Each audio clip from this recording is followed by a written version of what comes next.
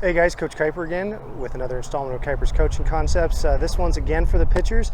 We're going to talk a little bit about the mechanics of helping our catchers out on pass balls and wild pitches and what we do to cover home and communicate with our battery mate in an effort to help prevent runs from scoring.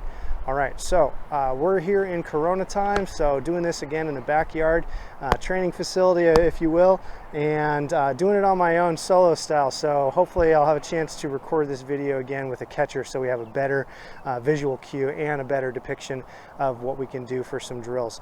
So first things first, the number one thing that I can mention when talking about covering home properly and effectively is a visual and a verbal. And if you had to pick one of the two, I would say a visual. Okay, what does that mean? That means first things first, point to where the ball goes. Okay, I throw a pitch, it was a nasty slider, something like that, gets by the catcher, not because he's not getting it, but just like, let's say us pitchers, sometimes, you know, we snap it off a little too hard.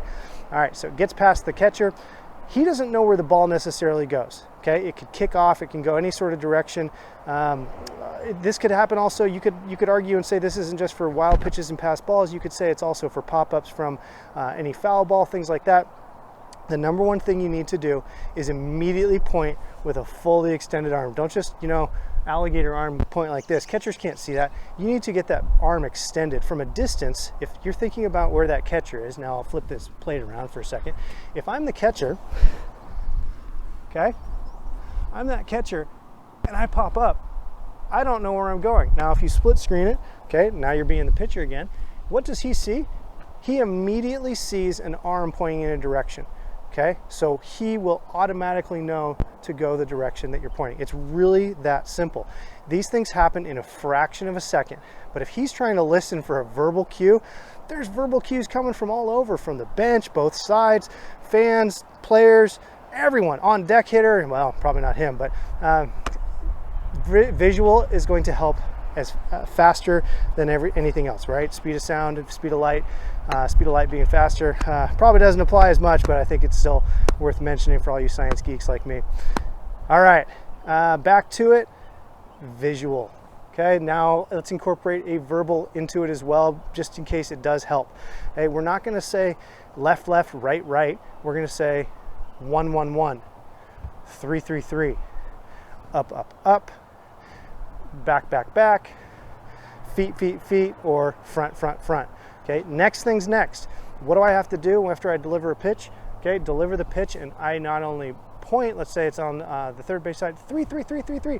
I'm gonna point 3 as I'm running in, okay? And I'm probably gonna, maybe if I have time, I'm gonna point, I'm gonna run, and maybe I'm gonna even run just a hair this side of the line between the pitcher's mound and the plate, just so he kind of sees that I'm running this way. But I have to come in and cover the plate, so I've got a job to do. I can't deviate from my line too much. Okay, so you've given him the verbal and the visual and the verbal. 1, 1, 1, 3, 3, 3, up, up, up, back, back, back, feet, feet, feet. And it can be a combination. It can be back, back, and you're pointing, you know, off to the side. I get that it's going to be some angles. So I would say get into a consistent pattern, use a consistent set of verbals, make sure that you point. I like pointing with the bare hand, but I mean, whatever side you guys want to do, just make sure you have a visual. All right, here's the next step of this process. So you've given the guy a proper visual, a good verbal, catcher goes and gets the ball, now he's about to deliver the ball to you. Here's something that I had been taught a couple different ways, and I'm going to teach the way that I think is going to be most advantageous just from an overall health perspective. I think it's just pretty much just as effective as any other method, but one of the things I learned from Coach Bryn Smith, former big leaguer, he helped remind me that us pitchers, generally speaking, our value is on the mound, not trying to block bases, okay? And if we get hurt, we're actually hurting our team if we get knocked out. Think instead of trying to be a tough guy and block the plate and get an out for our team, we could end up getting ourselves knocked out of a game if we get slid into hard by a big guy chugging down the line. We're better off making sure that we put ourselves in a position to get a good catch and tag down and staying safe and healthy and preventing injury. So what does that mean? Here's a very easy way to think about it. Stay in fair territory. Okay, that's it. So no matter where the ball is, now it's gonna, that's pretty cool. I got a motorcycle doing a wheelie. I like that. I wish I had that on video. Here in the suburbs, don't see that all that often. Maybe more so down in California when I'm rolling up and down I-5 down there. Anyways, I digress. Life is supposed to be fun, and that was a fun little moment. I wish I could share it with you. All right, stay in fair territory, okay? And what does that mean? It's going to depend if you're righty or lefty. So if you're a lefty, just mirror what I'm doing here. But ultimately, if you're coming in, and you can see home plate here, if you're coming in, keep yourself so that your chest is to splitting the throw and the base runner. So if it's straight back or on the third base side for righty, I'm going to go ahead, catch the ball, put myself in a position here where I can catch it anywhere, staying in the fair side of the baseline, okay? Giving that base runner a clear lane. If I stay in fair territory, now I'm technically in fair territory here, but I'm not giving that fielder, excuse me, I'm not giving that base runner too much of a lane. I've also heard the argument of straddle the base when you're here. I'm okay with that as long as you're staying away from this line in particular.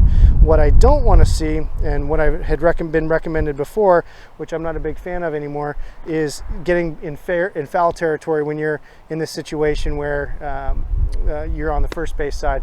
I've seen more situations where a guy's going to get plowed over as he gets past, as the guy runs past the base. So let me go back to it.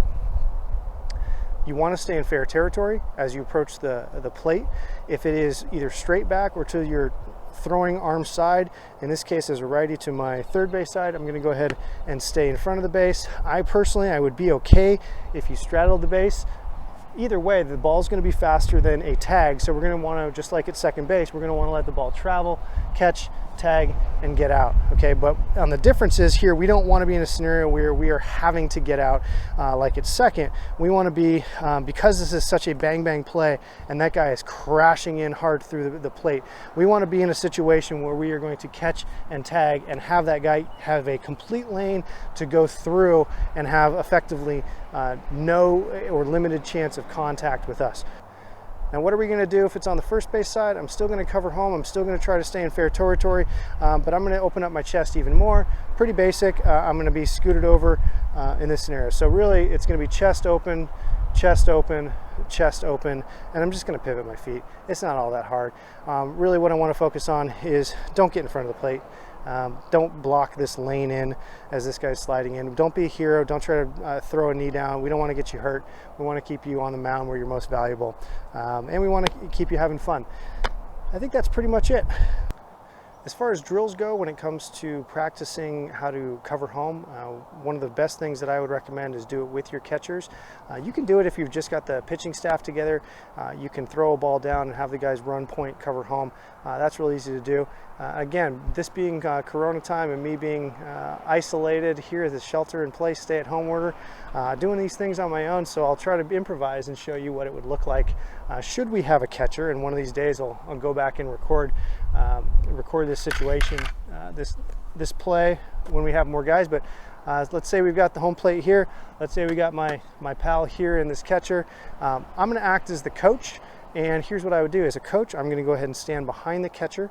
We've got our pitchers positioned on the mound where this camera is. And all I'm going to do as a coach is I'm going to have the pitcher go through his motion, and then I'm going to toss the ball. Okay, I'm going to toss it, and I'm going to do it randomly, and I'm going to have that pitcher get in the habit of pointing, covering, and having the catcher get used to what he sees. Now, this can be a good opportunity for catchers to give feedback to the pitchers, and you'll notice that just doing this a couple times, pitchers will realize that they weren't necessarily giving great visuals, they weren't jumping off the mound to cover home, and they weren't giving good, consistent verbals as well. I don't think this is one that needs to be practiced a ton, but it does need to be done maybe in spring training, once, and then maybe once or twice during a time when you've got pitcher breakouts and you're just trying to do some things on a light day. Maybe it's after a couple games and you're trying to give guys arms a rest, things like that. So that's pretty much it. You're going to toss it this way, toss it that way, toss it up, toss it straight back, toss it at their feet, and then you can even, you could do even other things like telling the catcher to keep his eyes closed, things like that, toss the ball in front, all sorts of different things. So that's a pretty simple drill that I would recommend, but I would recommend doing it. I think it's helpful for the communication between pitcher starting catcher. I think it's a good reinforcer for your pitchers as a pitching staff. Doesn't need to be done a whole lot, but it is incredibly helpful. All it takes is us getting that one extra out at some point during a season, because you practice this, to make a world of difference in an inning, which can make a difference in a game, and that game could be the difference in a season standing. So I think all these things that are under our control and within our control should be practiced and mastered, because as we know, there's so much in life that is out of our control. So let's take advantage of the things that are. I hope you guys found this helpful, and I'll see you guys next time.